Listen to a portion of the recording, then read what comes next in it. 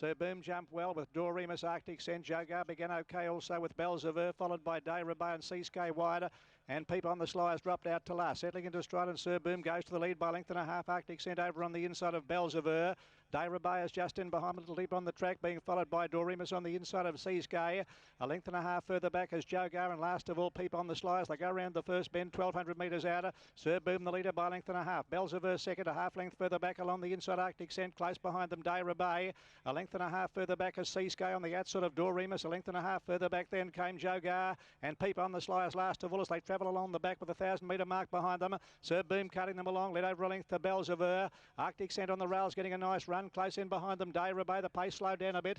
Doremus over on the inside of Seascape, 2 lengths further back as Jogar, and Peep on the Sly as last of all. Inside the final 800, still Sir Boom, 3/4 of a length on Bells of Earth, getting a beautiful run on the inside as Arctic Scent, and improving her position now as Day Rabat about the outside, starting to run on.